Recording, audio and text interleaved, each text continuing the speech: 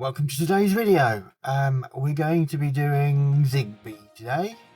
There's going to be a choice when you go for ZigBee. There's a choice of ZHA or ZigBee to MQTT. Put too many T's in there, but that doesn't matter. I'm going to do ZHA today, mainly because it's easier to install. It creates its own devices, doesn't get mixed up with other things, and works for more or less everything. I will do a ZigBee to MQTT in the future. It kind of feels bigger than ZHA. If you're going to have lots of ZigBee devices, I think I'd go for ZigBee to MQTT, but ZHA is fine. To kind of give a car analogy, ZHA is like a Ford Escort. ZigBee to MQTT is more like a four-wheel drive truck.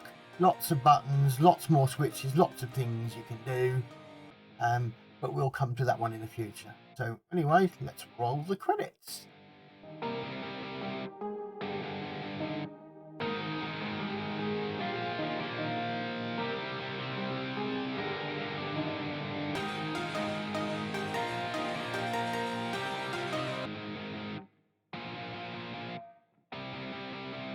Things you need for ZigBee. You need one of these. This is a ZigBee coordinator, and that's the thing that does all the communication and the backwards and forwards and controls things and does lots of stuff like that. So that's going to plug into your Home Assistant computer. You also, it's recommended you have one of these, which really is an extension lead. So you plug that into there, and then you plug that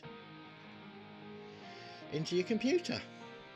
Adding it to our virtual box. Remember, mine was called Bob. Need to go virtual. There's virtual box. Hopefully up comes virtual box, and you can see Bob is running. I go into settings. Settings comes up. So into USB, click on here. Now I've got lots. Now the technique is, take a photo of this before you put the ZigBee SONOFF dongle in, and when you go back to it with it in, you'll know which one it is. So I'm going to pick that one there. Click OK. Now it's safest to do a restart.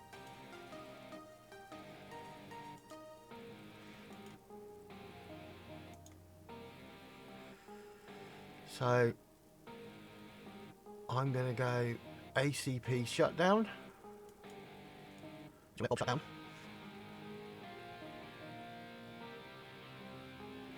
Then I'm going to go start. I'm going to do a normal. Here it comes.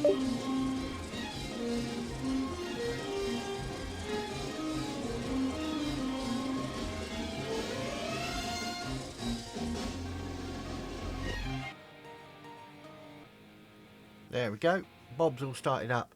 You may hear the USB beep beep, or even beep beep noise when you switch the Bob to start up, and that's Bob taking that USB stick away from Windows. If I go to devices now, USB, and you can see there's a little tick on that. So that's added it to Home Assistant on a virtual machine. So let's set up ZHA, go into settings, go into devices and services, you say add integration, type ZHA, find the one that we want, it's the USB device, click submit.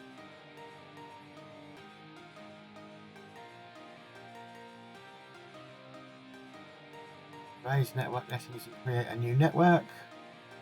I have been playing with this, that's probably why it's there.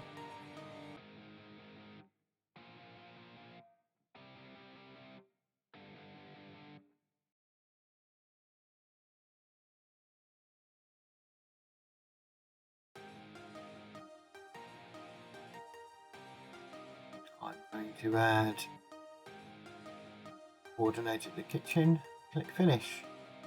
And with all integration, I always feel it's safer to do a restart, just to make sure everything's fine and everything's started. So I have a ZigBee and a temperature and humidity sensor. Let's just quickly take it out of the box, which of course it's not going to want to do. Oh. I think that's a SIM ejector tool, but I think ZigBee's probably going to call it a pointy thing. Nope. Right, so what have we got in here? We have a very annoying cardboard box. You have a sticky thing to stick it on, some instructions, and the sensor. Right, let's see whether we can get into the sensor, and we're done.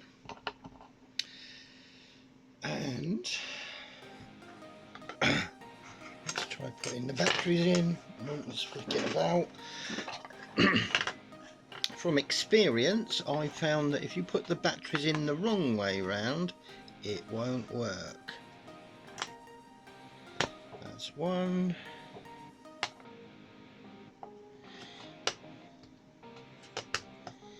That's two.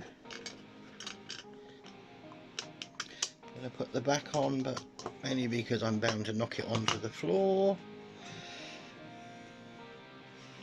Right, we've just set up ZHA to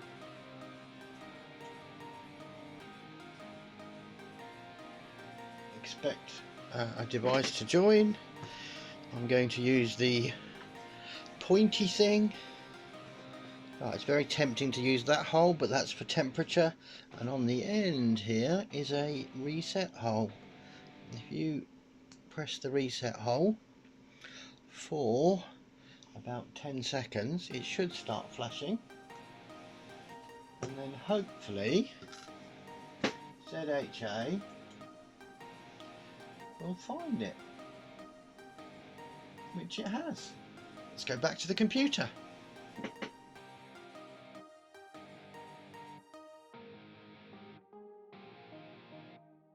Kitchen, and I'm done. I go back, got a device. Humidity is 55 in here, which is not good, but we are in the middle of winter.